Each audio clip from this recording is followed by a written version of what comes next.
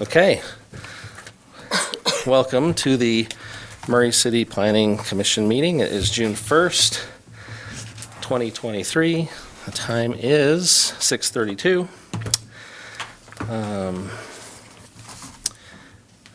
Present, we have Commissioner Ned Hacker to my left, Vice Chair Lisa also to my left. My name is Jake Pearson. I'm the chair. We have Michael Richards to my right. From staff present, we have Zachary Smallwood, Susan Nixon, Mustafa Al-Janabi, and Jared Hall. I'm just going to read a statement here. If you do have your phone, please silence it, which I have not done, so I will do now.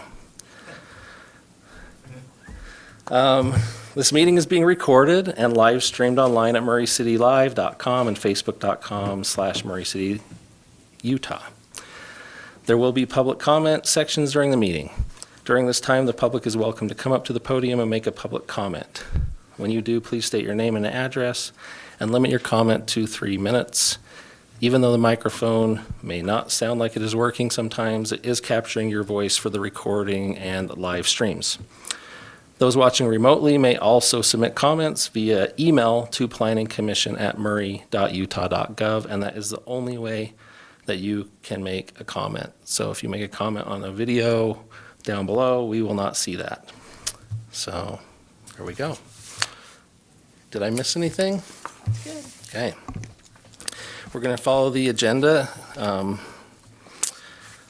And the first thing on the agenda is approval of minutes, which we have none, so we're going to skip that. Second thing is conflict of interest. Do any of the commissioners have a conflict of interest for tonight? No. No. Neither do I. Our third agenda item is finding of facts, which we have none. So we're going to move right on to our number 4, land use text amendment, and that is going to be presented by Susan Nixon. Susan. Thank you.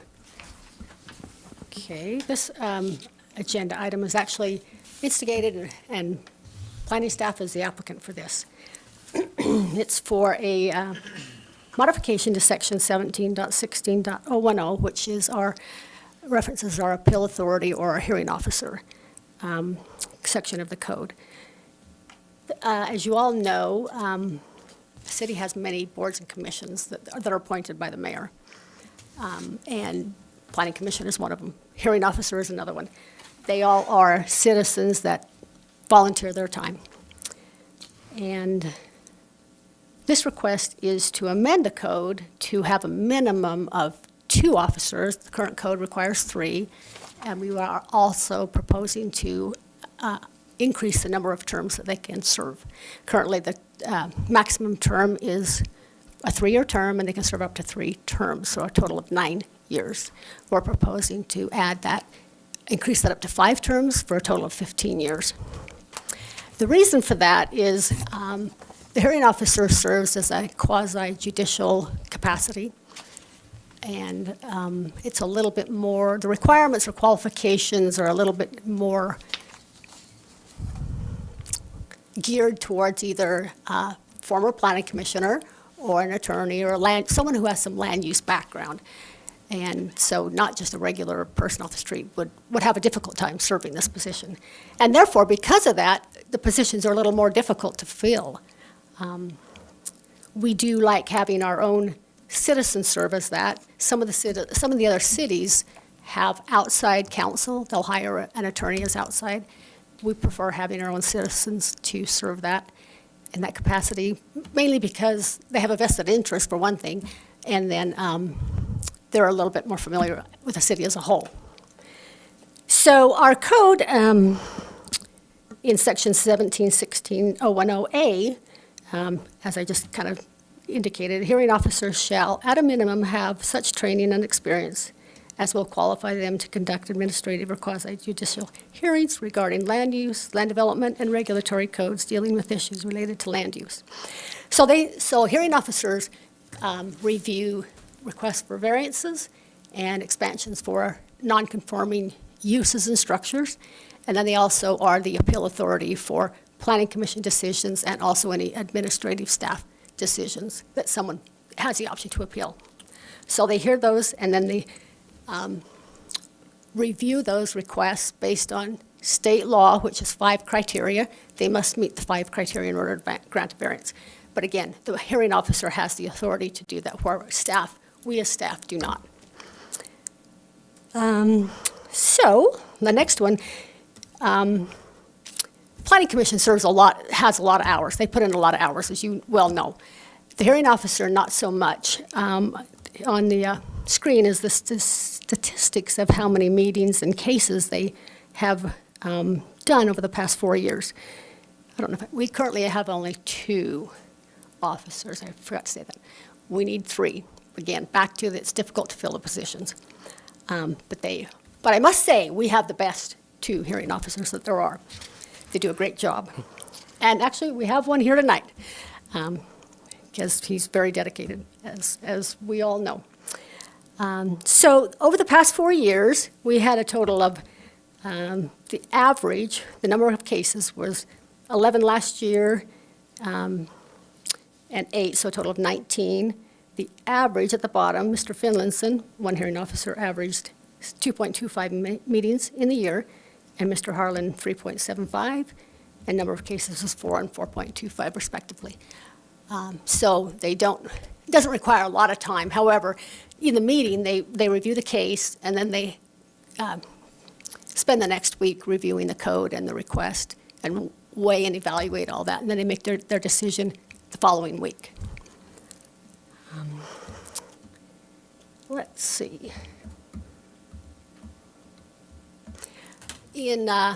Prior to the hearing officer, we had a Board of Adjustments, and in 2014, we dissolved the Board of Adjustments and then went to the hearing officer, using the hearing officer rather than the Board of Adjustment, and we have found that it has worked much better. Again, the Board of Adjustments had to make the decision kind of right there at the meeting. The hearing officer takes the information, reviews the code, goes through the requirements, et cetera, and then makes his decision on that. And they do have the authority to go with our staff recommendation, or they have the prerogative to not make the decision to approve or not. In other words, they don't have to go with staff's recommendation, and sometimes they haven't. But again, that's their authority. So this request, long story short, is to increase the number of terms from 3 to 5, and then decrease the minimum required for number of hearing officers from 3 to 2, so we can meet our own code. And that is it as far as that. I'm happy to answer any questions. Can I ask a question, Chair? Go ahead, please. All right. Just for clarification, so when we changed to hearing officer, not a herring, that was in conjunction with state regulations changing as well, so it wasn't independent. Well, LUDMA, which is the land use code, changed prior to that. And we found it wasn't working as well with the Board of Adjustments, so went to the hearing officer. But yeah, state code changed actually before that. I don't know exactly when, but it was before that. Okay. And then how regulates this? Meaning, if we're out of compliance, we've stated we must have 3 and we have 2, what are the repercussions? What happens? I asked that to our attorneys, because actually the 2 hearing officers we have, their terms expired last month. So right now, we don't have any. However, he did say that they could continue until we get someone billed or change the code. I guess part of the reason I'm asking, because maybe our wording doesn't need to be definitive, it's suggestive. Maybe we recommend a minimum of 2. I mean, Yeah. Are there repercussions for being out of compliance? Well, code we have to have a code for the land use authority. We do have to have some kind of criteria and regulations and minimum, I guess, regulations. But some cities don't have any terms. They just kind of appoint one, and so they can serve at will for as long as the mayor wants them, or till they quit. So I mean, it's ideal we to can have term designate, limits, but so we could designate, no minimum, whatever, as long as we had some. And we could designate no maximum amount of terms too. we would prefer not, because that way, in my experience, when we've had, like, say, a limit of 3 terms, there's been several situations where a planning commissioner or hearing officer, not hearing officer, but planning commissioner, coming towards the end of their 3rd term, 9 years, and they're like 5 or 6 months short, and for some reason they feel like they need to resign because of other obligations, they don't have the time, whatever. But because they know that there's only a few months left, they're like, okay, I can hang in there. So it kind of gives that time for them to have an opportunity to say, I'm done, I need to move on or whatever. Yeah. That's why we like to have the terms. Just kind of gives you that mental escape if you need to. Just so I'm clarifying myself on the record, I support term limits and I support minimals, but I'm just trying to understand our system, and if we are painting ourselves into a legal situation that's bad by demanding so many when we can't fill the position, or if it's ideal. But you've explained it well. Thank you. Oh, yeah. Yep, thank you. Any other questions? Do you know I how? do. Go ahead. So, Susan, will decreasing number of hearing officers put us in some kind of predicament or increase the possibility of both hearing officers having conflict of interest, and perhaps a third one might break that? Or has that been any kind of an issue in the past? It has not been an issue in the past, fortunately. We have had times where one of them has had a conflict, so then we revert to the other one. So far, that's never been an issue. Never say never. Preferably, we would have 3. Again, my spiel of when you folks are done with your terms, consider serving as a hearing officer. But we haven't had an issue so far. And my other question is, does this preclude us, or city, mayor, from appointing more than just 2? No. No, we can have 5 if we wanted, or if the mayor wanted, I guess. Yeah. Because the So wording's at 2 is a minimum. least, right? The The suggested request is wording- to have a minimum of 2, and then increase the number of terms up to a maximum of 5 terms. Okay, thank you. So, yeah, you're welcome. So this is just a recommendation that obviously would go forward to the city council. They would review it again, and then they are the ones that would make the decision whether to adopt this change or not. So if, after you're done, you will need to make a recommendation, positive or negative. How many of these meetings that they do are appeals compared to variances? About, I don't need. Appeals are very far and few. So most of them are variances. Variances and a few, yeah, for the most part, variances, a few requests for expansion of non-conforming use or structure, and then appeals very rarely. I think we've only had, I think Jim's had 3 or 4 and 3, and Scott actually had 4 all in one meeting, 4 applicants appealing the same thing, but 4 separate, applicants appealing the same thing. And then I think he had 1 other, so not very often. That's in the last 4 years. Okay. So. I don't have any other questions. Anybody else? Nope. Good. Okay. Thanks, Susan. And Jim Harlan, I should introduce him. Jim Harlan is one of our hearing officers. He's here. So, Thanks for being here. I guess now we will now have a public comment period. So if anybody would like to make a public comment, you can come to the podium, state your name and address, and please keep your comments to 3 minutes. And if you're watching remotely, you can also make a comment by emailing planningcommission@murray.utah.gov, and that is the only way that we will receive your comment if you are remote. So please email if you want to. Go ahead. Jim Harland, 5847 South Royalton Drive, Murray, Utah. Since I don't get a chance to stand here very often, I thought, well, I'll just come up. Just wanted to thank the staff for the great job they do. I think the Planning Commission can agree that the work that they do in background information and the report preparation, the staff reports, makes our job quite a bit easier, and we appreciate their support. To answer your question about the appeals, I've done 3 of them. All 3 of them have been Planning Commission issues, and just for your information, I supported you on all 3 because you did a great job. Thank you. You might remember. You what? Oh, that's right. One of yours, yes. The job is challenging. It's kind of I think the ordinance says quasi-judicial. So we operate in a more refined manner than you would in a lot of the public meetings that you would have. A lot of times we're talking to attorneys for the applicants, so we have to be careful in what we say. and how we do. Everything, again, is on the record. So we encourage participation from the public even to come to the meetings and participate. Most of our issues are variances. Occasionally we have to tell somebody to tear down their overhang or a building that they've built too close to another property. So, and those are tough decisions to make, but usually the people are very, very compliant with those. And I would just ask right now, if you have any questions of me, I'd be willing to answer them.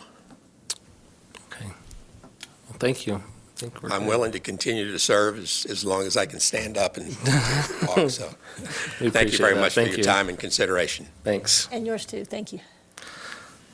Okay. Any other public comments? Any remote comments? Okay. We're going to go ahead and close the public comment period. Any discussion? If not, we can entertain a motion.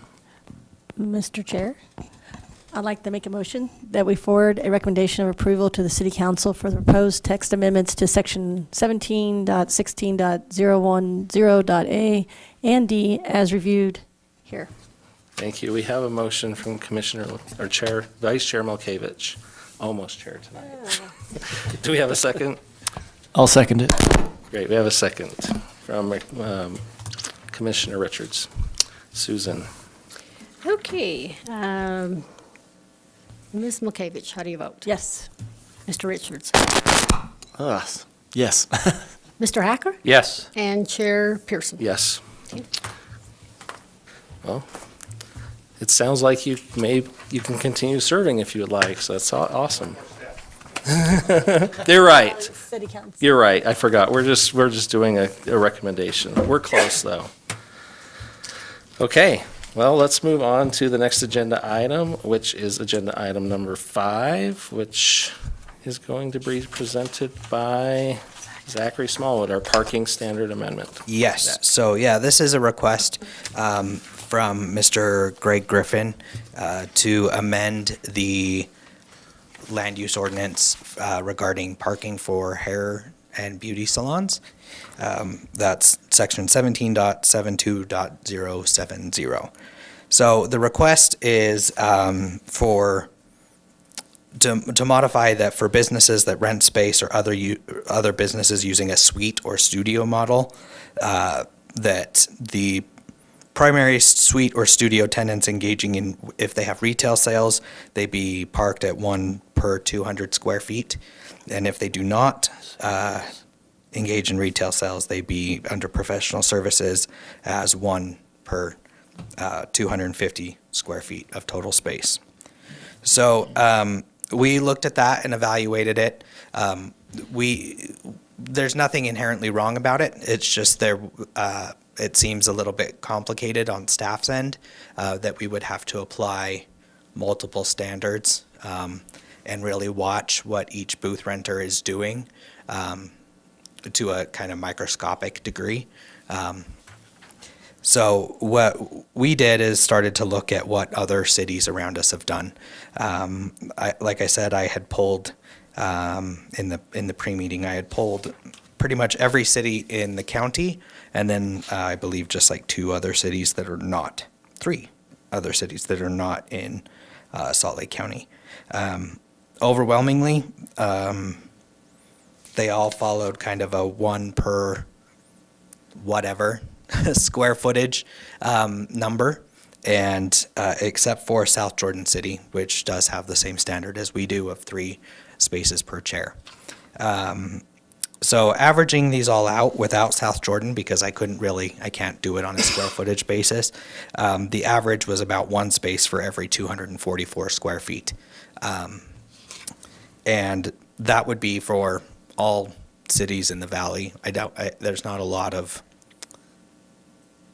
don't see a lot of parking problems with them citywide, at least in my experience. I don't usually go to a salon. I take care of this at home, but Jason does, so I do go every once in a while. So Anyway, moving on. So, division staff suggests more of a streamlined approach, kind of just treating it pretty much like any other kind of office or professional use. So, we would recommend just striking the beauty and barber shops standard specific, and then just retitling this offices and / or professional service uses, excluding medical and dental, because those do usually have a greater impact and have a greater parking need. And so that recommendation there is for 4 parking spaces for each 1,000 square feet of net floor area. So I do have kind of an example here of how the original one could be applied and how the new one could be applied. So currently our code does say when a structure contains multiple uses, more than one parking standard may apply. So right here, so you can see in the green, we have beauty and barber services.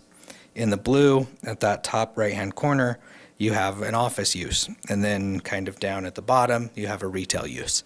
And then I kind of excluded this area because we calculate things on net floor area, which we can get into a whole other thing. Things that are not primarily used as a space for working or utilizing. So we wouldn't count that as needing a parking space. So like restrooms, hallways, walkways, things like that. So with that, so based on these, and we would count each one, a pedicure station, manicure station, and the hair station. So I kind of talked to staff on how we would initially interpret this, and we decided that we would not include shampoo stations or the hair drying stations as actual stations.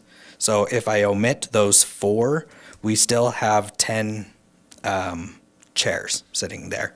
That would require 30 parking spaces. And then the office space would require 1 space. That was about, so this whole thing is 3,000 square foot day spa. So that one office would require 1 space, and then the reception area / you can see it down here, it says retail display. So that would need an additional parking space. So it would be a total of 32 spaces. So I calculated, I didn't do 32, I did 30, but that would be about 4,860 square feet. So over the size of the building, and that does not include, that's just for the parking space. That doesn't include any driveways or landscaping requirements, any other site type of improvements. So in this new one, it would require, based on it, for the 4 per 1,000 or 1 per 250 square feet, it would require 10 spaces based on the 250. So, and then that would require, and then I also calculated it at 1 to 200, which would be about 12 to 13 spaces, depending on how things are calculated. So, with that, we can get into discussion, but we are recommending that the Planning Commission forward a recommendation of approval based on staff's recommendation. So now let's get into the fun stuff. Go ahead. Should I jump in? Jump in. All right, so I think it's worth having some discussion to fully understand. When I first looked at it, I thought 3 per chair seemed a little bit overkill. It's too many. Then I investigated more. I went to 3 or 4 different hair salons and beautician and nail places, and I actually measured the distance between chairs to get an idea of how many chairs are typically put in this space. And I saw firsthand that salons and barbershops usually have, on average, their chairs between 5 and 6 feet apart, and the nail facilities are much closer, 3 to 5 feet typically. Well, the few that I visited, I don't know if I got a good in, but the few I visited. So my first thought was 3 was ridiculous, but then looking at it per chair was ridiculous. But then looking at it a little bit more, I realized there's a staff member, a stylist, staff member per customer, There's the customer, so that's 2 cars. And then typically, if you're running a business, you want to have at least someone coming, someone waiting towards the end. So typically, you're going to have 3 people in the facility. That's probably where we initially had 3 spaces per chair. So all of that made me a little bit nervous that 1 seat per 250 square feet is underparked, because after measuring different facilities in 250 square feet, I think they're easily going to put 3 chairs. And they're going to want to have at least 1 employee and at least 1 customer at all times. Hopefully 2 employees and 2 customers in that setting. You usually have someone working the front desk, someone cutting hair or doing nails. So I don't know. I feel like we should have a little bit more discussion about it. Well, I think, I look at your analysis here, Zach, and goes from 10 chairs, Oh, this 30, one. 32 parking stalls to 10 chairs and only 10 stalls. So, quick calculation, that's cut by 2/3, which seems pretty severe. It does seem drastic, and I will kind of go back to what we talked about in the pre-meeting, but I would like to touch on it here. We have to have that kind of conversation on, that's expecting every chair filled up at all time for the entire day, and expecting for that to be continuous. I don't think that's realistic. No business, unless you're the best business in the world, and even then, you are probably not filled up to the brim every moment of the day. But And- but when you are filled up, where are they going to park? So even if it's not all day long, what if it's, there's a busy period from Of course. 5 to 7? I don't know. I don't go to salons. I don't know. Exactly. But let's say that's what it is. Three of us But have a hard time conceptualizing. if those are all occupied during those 2 hours, then for 2 hours, we don't have parking stalls. So a lot of that we would rely on the salon to manage. They would know as a business what they can handle and what they can expect, and they would expect that of their stylists and say, look, we can only book this much during this time. And that That kind of would, makes me nervous, though, because if you have 3 next door to each other, everybody's in business to make money. No one's in business not to. I would like you to show me 3 salons next Yeah. door to each other. Well, I know 3 close together, but not next door to each other. But anyway. Yes, but so again, it's looking at the extremes, right? One wouldn't necessarily park it for the most extreme case. That's how we get into a lot of surface parking, and that takes up. Those have a lot of opportunity costs. You have that reduces the amount of area you can have. That reduces open and green space. That reduces, that increases heat island effect just by having that much asphalt. There's a lot of opportunity costs. How do you mitigate that? And that's where we're trying to say that maybe planning for 3 chairs and expecting them, each person to be completely booked up all day long would be, Not realistic. it's not realistic. I had real quick. I want to say I forgot to say in the beginning. I appreciate what you've done. How you took the suggestion and spent the time to look at 18 different cities and make a suggestion that's a little more precise for our code. So I like that idea. I like your approach to maybe put it per square foot. I think it's appropriate. But I understand. Never do we want to park for the extreme situation to be occurring nonstop all the time. But we don't want to park for the way other end as well. I think maybe somewhere Well, that would be between. no parking. Yeah, but I think I still question that 1 per 250 square feet might not, because in 250 square feet we'll have 3 chairs, or a nail salon would have many more than that. So I'm kind of in favor of either 1 per 150 square feet or 2 per 200 square feet, or more discussion to get And- somewhere in the middle. Yeah, I will tell you, I did the calculations on all 3. So, like I said, 1 to 200 would be, I thought I wrote 13, but for some reason on my paper it says 12. I think, I'm confused about the math since we're talking about Sure. it. 3,600 square feet day spa. Would that not be for every 1,000 square feet? If we did 200, like you just said, we'd have 5 per 1,000 square feet. So we would need 16. 15. So, 16, because we're over 3,000. so like I kind of mentioned just briefly early on, that is, we calculate it on net Net floor what? area. Net, Floor So- area. so you- This is the gross floor area of 3,060 feet. So Okay. the net floor area, so so what's taken out to consider the net? approximately we usually take 80 to 85% of the floor area. So you just do a percentage takeaway. Yeah, because if we do that, then I have to go in, and again, this becomes very tedious. And we have to go in and I have to measure, okay, well, how much of this space is really Customer service. is being utilized. And then I have to measure these exits, measure the laundry room, I'd subtract that out, measure the bathroom, take that out, measure these cabinets here, take that out, and then measure these staircases, take that out. So typically, it's about 15 to 20% is what we have traditionally done.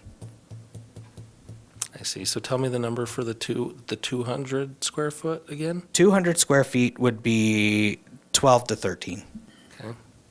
Sorry, keep going. Sorry. Yep, and then, so if we did 1 to 150, which is what Vineyard does, that would be 17.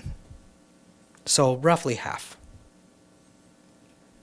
So one thing that I'd say in support of less stalls is, we'll know during COVID, nobody got a haircut. If you did it at home. Since COVID, I've talked to 2 barber shops, not salons, and the barber shops have not recovered to a level of patronage that they had prior to COVID. So there is some decrease in the number of heads being cut, hairs being cut. It's because we've all lost it. So I would also like to remind you guys as well, there is an applicant for this. This is not staff brought. So if you guys want me to sit down and you can have a discussion with the applicant, or if you want to keep going at this, we can definitely do that You too. have I do have a question. Do we need, so you have your own recommendation that you put in our packet, which was 1 To 4 250. parking spaces for 1,000 square feet of net floor area, right? Correct. 1 to 250. But that's not what the applicant requested. Correct. So do we need to vote on the applicant's application? No, If we because I have consider the changed. applicant, oh, okay. I kind of overrode that and changed with talking to the applicant. I told him, Okay. this is the way. Are you okay with staff moving Okay. in this direction? Okay. So I guess I don't have other questions for Zach. Do you guys? No. at least yet, you will. We will again, but Can I ask one question? Sure. Because as I've expressed, I think I'm a little uncomfortable with the one part for 250 square foot. I haven't been solidly convinced that that is our best option at the moment. So if we were to ask you to talk to us more about this and look into it more, what are the repercussions of that? Are there businesses out there that will have to wait 2 months for the business to open, or what? I know that the applicant currently is operating Live Salons. That's where this is located. The request kind of originated was Live Salons. They are operating, but not they don't have from what I understand, and I can let the applicant speak to this, is that they would like additional booth rentals. So it would be slowing their growth, But I can't really speak to that. possibly. Okay. I do have one thing I thought of, See, I told you. Commissioner Malkovich was speaking. If we do change this to be 1 parking space per 200 square feet, let's say that's what we decide on, then we would be changing that for all, so we'd be reducing the amount, or increasing the amount of parking spaces for other professional services? if Not we did that? necessarily. I would help you tailor. Okay, so You could make a recommendation that we leave beauty and barber services in there as a specific use and that you amend that to say Okay. 1 to 200 square feet. That's the easy way of doing it, is leaving it in there with a specific use, but amending that portion. Okay. Okay, sorry. Any other questions for Zach? Okay. Thank you. You're welcome. Okay, let's have the applicant come to the podium. Please state your name and address. Hi, my name is Greg Griffin, 639 South, 900 East, Salt Lake City. I'm the applicant. It sounds like I can shed some light on this. So we'll start first with a little bit of education. So the code as contemplated here, and I am a planner, by the way, applies to, as we saw in the illustration, open-air salons. That is not our business model. We don't operate as a salon. We rent executive suites to personal service operators, many of which are salon, but we have acupuncture, life coaches, you name it. To use our building as an example, it's about 8,000 feet. It was the old Greystone Mortgage Building. Our floor plan is identical to what Greystone had. And the number of cubes, the number of desks, and so we've really changed nothing. It's operated for 70 years in that location as office in one form or another. So when we look at our application, part of the thing that differentiates us is we're one business renting space to a few dozen small businesses. So in the model we saw, let's say that you and I own the salon, of course we want everybody there. We're pushing people to fill the seats because that's how we make our money. We're not an employment model. We're 100% entrepreneurial. Our average occupancy most of the time is below 50% because people work when they want to work. We have busy days. Everyone gets their hair done right before Christmas. And it's no different than if you have a Super Bowl party and you have your friends over, you're parked over Coke. Same thing. Smith's on Thanksgiving Day. There's always going to be those. And what we've tried to put forward and work with staff is something that, number one, doesn't create an awful precedent for you where 5 years from now you're like, I remember that guy. We had those in Cottonwood Heights and we don't want to bring that on you guys. The way that density is measured for us, if we look at this model, all the square footage is used. For us, we have big, wide hallways, we have a kitchen, we have laundry, we have bathrooms. In office leasing, it's called load factor, the amount of common space that you just have to accommodate people. And we're at about 40% higher than something like this in our model, just because everybody rents a 10 by 12 room as a general use. Where we're held up with the city, we went through zoning because we are a professional use. We're hung up with business licensing.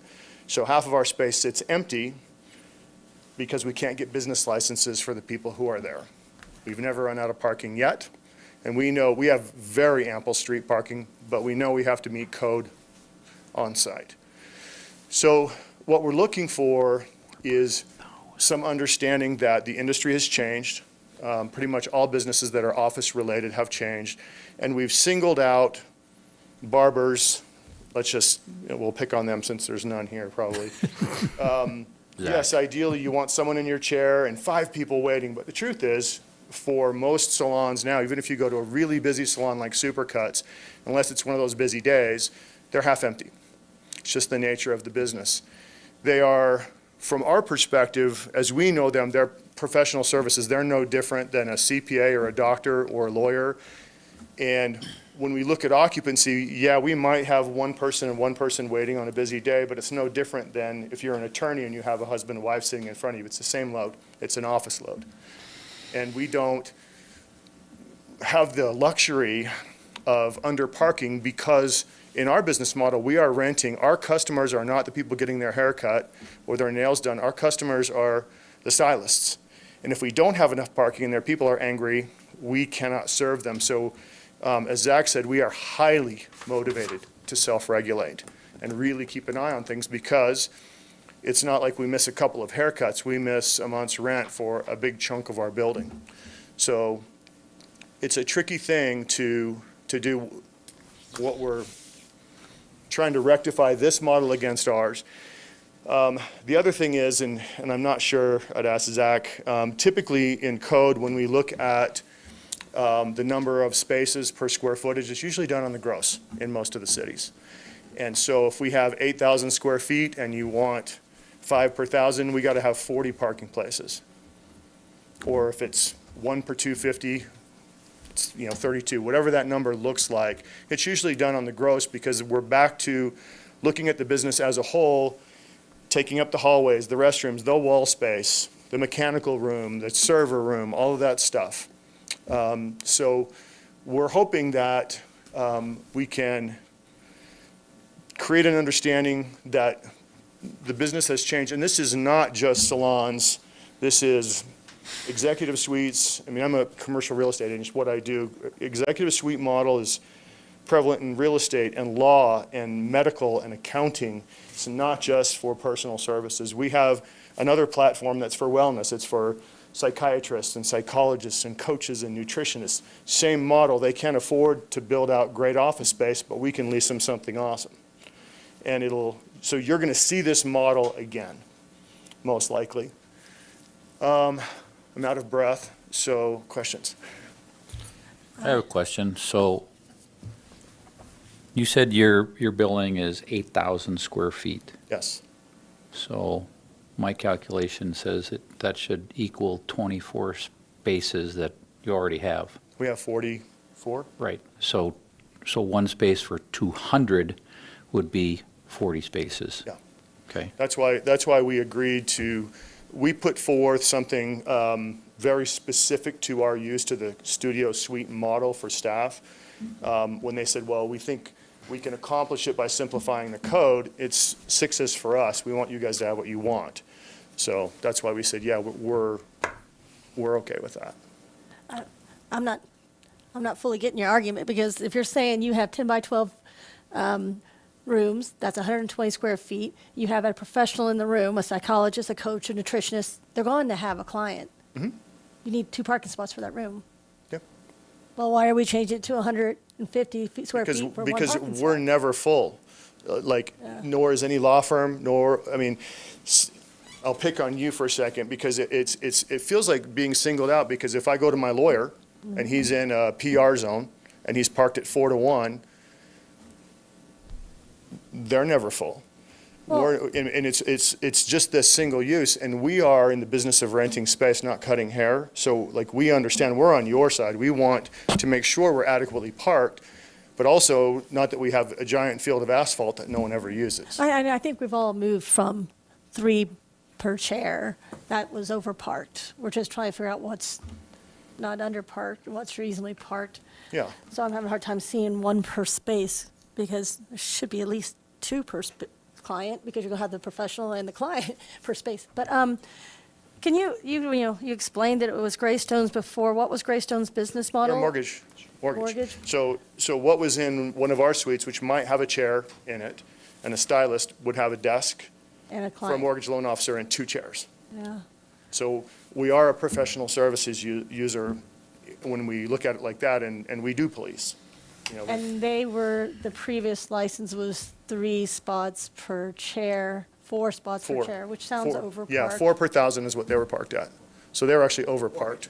We're okay. It was 4 per 1,000, okay. We're okay increasing that.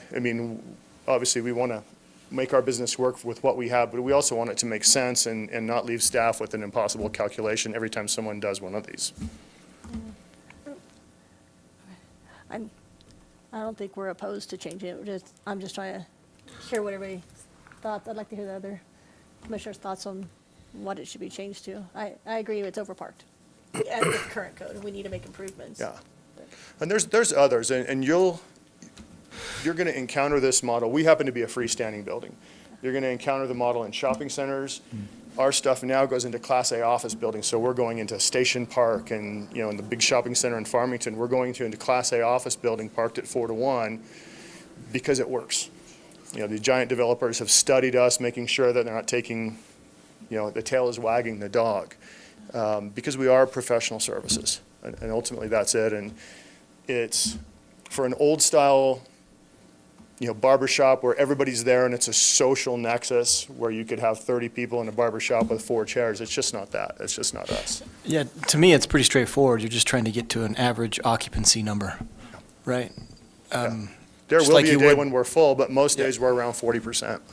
Yeah. I think the concern that, I mean, at least I have, and I think that other commissioners have, is, we're not looking this, I mean, the way that this has now been presented to us is it's not your business model, right? It's all professional services. And so this would also include a salon where they line both walls with, small little bays, or nail salons where they're all sitting 2 to a table. And so I think we have to keep that in mind as we're talking about this. And so, Well, it's tricky for you guys too, because let's say we took our business and we put it into a big shopping center, and we are full all the time, and they have a giant parking field, and we just blend out in there, and we're totally abusing parking. You just won't see it, but the other tenants will feel it. So your decision does matter. If you do go with a global thing, it's going to matter no matter where these kind of uses go.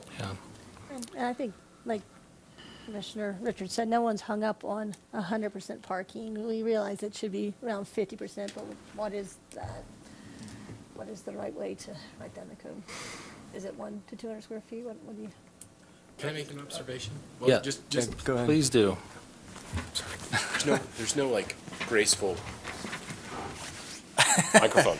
So, the question that we have as staff talking about it after this came to us, because we hadn't really looked at salon parking before that in any real careful way, is why are we singling salons out when others are not? In what way is the load that you would anticipate for a salon that drastically different than what you would anticipate for a bank or for a mortgage office or for anything else? And so we're trying to arrive at a number, but really the industry already did. It's 1 to 250 or 1 to 200, Yeah. depending on the kind of It's things a that good they point. did. So let's just That's say, where we're looking let's at. just say we fire all of the barbers, we kick them out of there, and I fill it with lawyers. Nobody wants that. But if we filled it with lawyers, now we're You're back to here. a professional use, same density, same number of offices, same number of desks to this point, and that's kind of why that's why we agreed to say, okay, with what Zach said, all right, that makes sense to us. Okay. Yeah, And I I'm not agree. threatening to fill it with lawyers. Yeah, so I'm just looking at this thing here, and it's just an average of across the industry, which is the cities across our county. Do we have more questions for the applicant while he's here? Specific questions? Nope. Okay, I think unless you have anything else you want to tell us, you can Thank you so very take a much. seat. Thank you. Thank you. I do have some questions for Zach, if you could come back. do the public hearing first, or do you want to talk? Let me just ask some questions, and we'll do public hearing. Is that okay? Can we do that?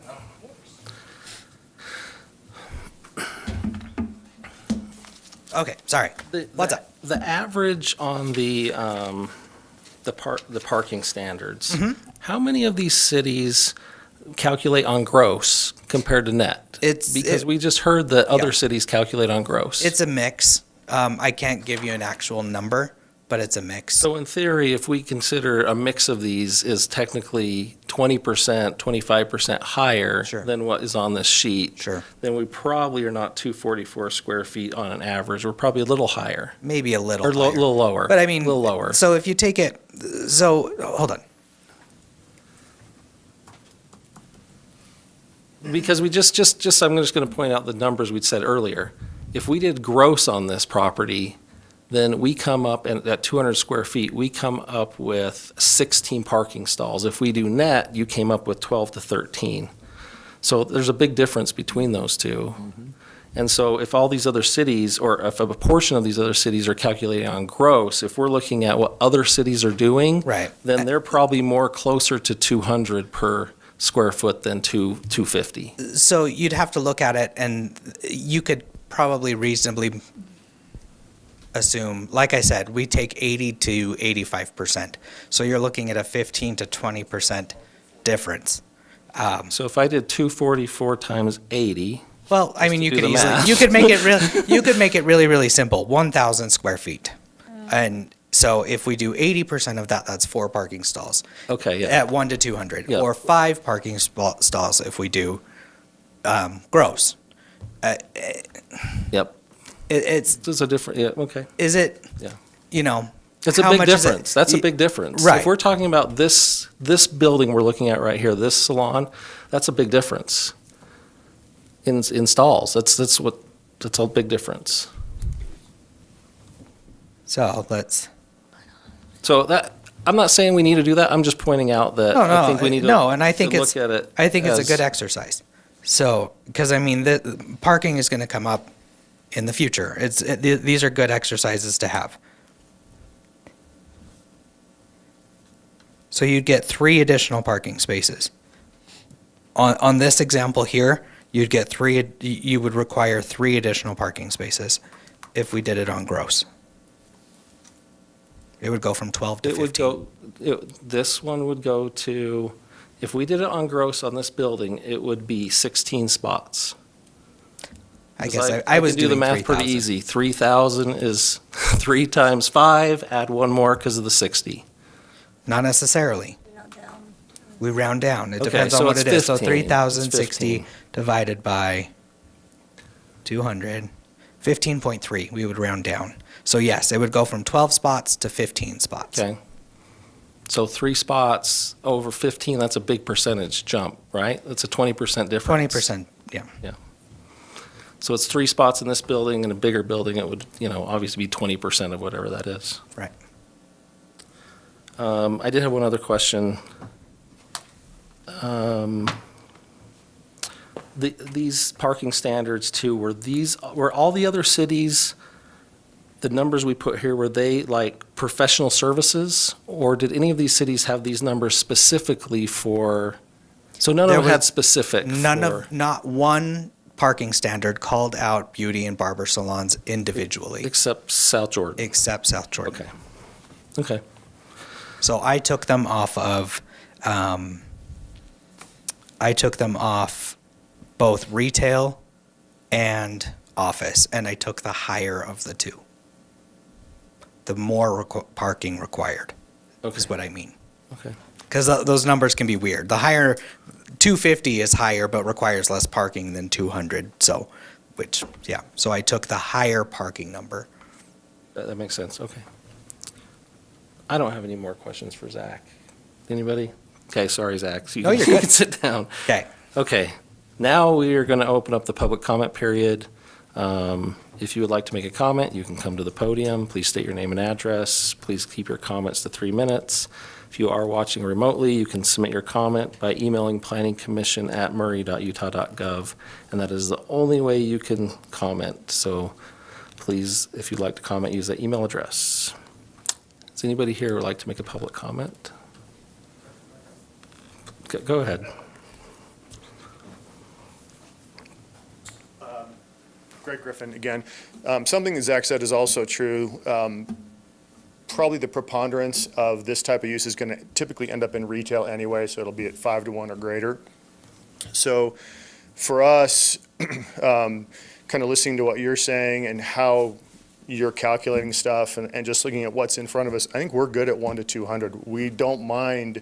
We have the parking places. We're happy to put them on the table, include that into the code. That puts us parked equivalent to retail instead of professional services. And maybe that's, since this is typically where things go, what we are professional use, that maybe that's a fair margin. Okay, thank you. Any other public comment? Zach, any emails? Okay, we're going to go ahead and close the public comment portion, and then we can continue to have conversation if we'd like. Yes. I'll add a little conversation. We had mentioned before about leaving staff recommended taking beauty and barber shop out, 3 spaces for each chair. And I guess I would be good with leaving that in and changing the required parking space to 1 per 200. And then in keeping the language that was recommended by the staff for the business office and professional services as is, and the parking the same as it is, 1 per 250. I think I would probably be okay with that, too. Can I ask for clarification? When you say leaving it, are you mean leaving 4 parking spaces for 1,000 or changing that wording also to 250? It means the same thing, It does, so I but- guess I would, I don't, what, We, 1 space per 250 feet seems a little clearer, I guess, unless you can do higher mathematics. we just talked earlier about how there's wiggle room in the 4 parking spots for 1,000 square feet and how people can manipulate that. So it was clearer if you said 1 per 250 square feet. Explain that to me. Semantics. How would it be? I'm just genuinely curious. How would you I actually have an manipulate it? exact example of this. Please do. I'm Exact very example. curious. I opened a warehouse in Phoenix, Arizona, Mm-hmm. and they had exactly, it's not parking, but it was exactly like this, but it had to do with how much product I could keep on site. And it was worded similar to this, where it had a number and then another number. And one person in the city decided that, for example, it wasn't this example, but in your example, it would be if I had 1,001 square feet, I needed 8 spaces. Or if I had 999, I needed 4 spaces. Or if I had 1 square foot, I needed 1,000 or 4 parking spots. Okay. If that makes sense. Yeah, I will So- say in our code, we do have it codified that if it is 0.49 and below, we round down. If it's 0.5 and above, we round Well, up. so that's a good example too then. So if they have 1,499 square feet, then they only need 4 parking spaces. With this, if we're rounding down, is that right? Is that how you're saying that? No. So Yeah. Yeah, if that's what you're saying, 1,499, yeah. Square feet. and then we would divide that by like the 200, right? No, I'm talking about the 4 parking spots, Okay, So four two- per 1,000. 4 Okay, per right. 1,000. Okay, And we would round down to 1. 1499 divided by. So we would 1,000. still calculate it. This is just why, this exact conversation is why it's I don't better to know- just say 1 per 250. I don't- But that's okay. I don't know how you would do that in any other way, because I mean you'd have to do some crazy math there. Well, Because- the math for 1 parking stall for 250 feet that's pretty clear. I mean, but I don't know how you would. I guess I don't understand how you would calculate 4 per 1,000. Because I mean, What is he saying is someone that has 1,000 square foot would build their closet or build on a closet. So now I have 999 square feet. So you only have 3 parking spots, or 380 square feet. So I only get 3 parking spots because I didn't have room for a 4th. Or just, it's silly semantics like that. It doesn't It's matter. very It doesn't matter semantic-y. for this It purpose is. because I don't know if we need to modify the code on the other, if our motion is going to be to keep the Beauty and bar. beauty and barber yeah, shops. I was just it- genuinely it doesn't- curious on that, because I just didn't understand how that was going to be calculated, because I would never calculate something. So if it says 4 per 1,000, right? I just know that there are 4 quarters in a dollar, and that's 25 cents. And do, so yes, I would do but- 1 to 250, and that's how I calculate it. Because I wouldn't know, I mean, I guess you But could. you have other people that think, well, why did they word it 4 per 1,000 if it's not 4 per 1,000? So we have to round to the, just like you said, we have to round to the nearest number.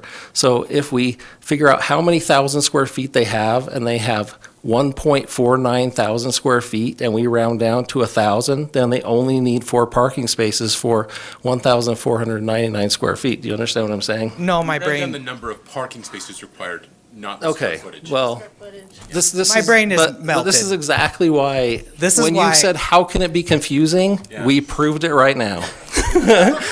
yeah.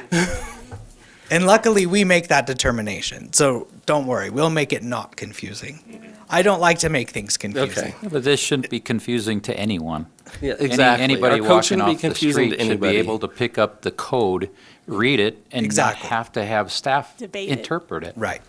Can you state your suggestion again? Because I think I appreciate it. I like it. To leave the beauty and barber shop use as it is, but change the required parking space from 3 spaces per chair to 1 space for 200 square feet. And then for the next use, leave language as it is, business, office, or professional services uses, leave that the way it is. Okay. And change the So- required parking spaces to Okay. 1 per 250 square feet. I would recommend that for consistency at this point, that you add on to the end of that 1 space per 200 square feet of net usable. Because we have, that is standard throughout the code. Yep. I don't have another use that does gross. Yep. That could be a conversation we can have That's later. excellent, Zach, because that explains to the person walking down the street versus having to interpret. Yes. Perfect. Love Yes. it. How do you, I mean, I feel good about that. I think that's a good compromise. I think it gives them enough parking spots. It sounds like that would work for the applicant. It would be, yeah, I don't know. It's not as easy as just combining it all into one, It but isn't- I don't think But we I mean, wanna- it's still easier, and I think it's still. I think you're accomplishing the same thing, and trying to make it a little bit easier on these businesses. more comments or, does someone want to try to do a motion? I'll try to do a motion, sure. did we ever ask if anyone online? Yeah. Okay.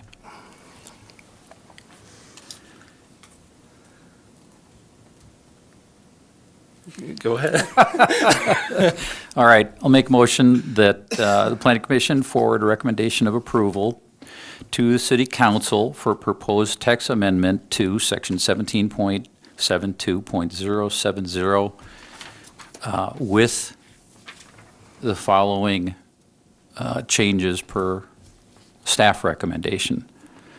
Those changes being to keep the beauty and barber shop use, change the required parking spaces from 3 spaces per chair to 1 space per 200 square feet Of net Of usable. net floor. Yeah. of net usable. And for the next use, or next staff recommendation, was to maintain the current language and change the parking space requirements from 4 spaces per 1,000 to 1 space per 250 square feet of net use. Okay. We have we have a motion from Commissioner Hacker. I believe we all understood what he said, and we all have an understanding of what it is. Do we have a second?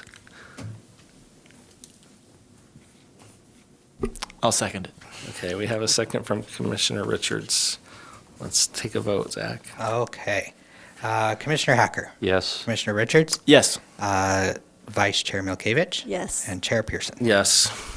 Okay, Okay, we'll move on. well, congratulations. Now it goes to the city council for their discerning eyes and see what they say, and hopefully it moves forward. I believe, was that our last agenda item? Mm-hmm. I lost our agenda, so, oh, thank you. So all we have is announcements, questions, and adjournment. Do you have any announcements? I Jack? I sent out that email about that ULI training. If any of you want to go, it is on June 23rd. And I don't remember the times. Do you remember? 8 till noon. Yeah, 8 to 1, it looks like. If you guys do want to go, let me or Susan know. Travis is going, and I think Susan is going as well. So if you guys would like to go, it would count towards your planning commissioner training, which I will remind you, we are now halfway through the year. So Can you jog our memory of where? It's the Hunt Electric Building. It's in West Valley. Yeah, I don't. It's the Hunt Electric Building. It's like 1800 South something, but it's in West Valley. I'd like to go. I would also, Susan. Okay, then she will get you all signed up tomorrow. So let us know by tomorrow. Other than that,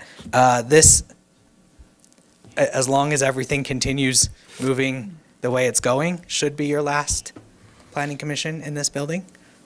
We like it here. Hey, you're gonna love it there then. So, it's a beautiful building.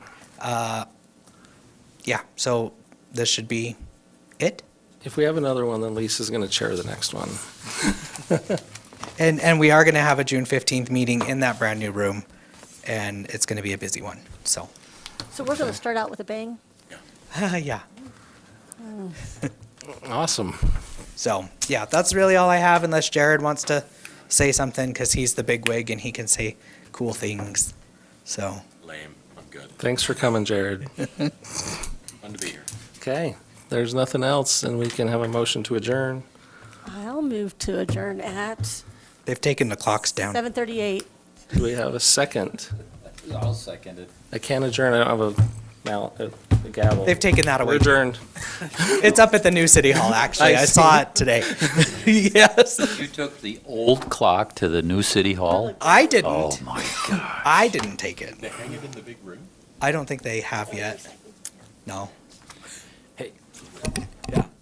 So, Thanks, guys.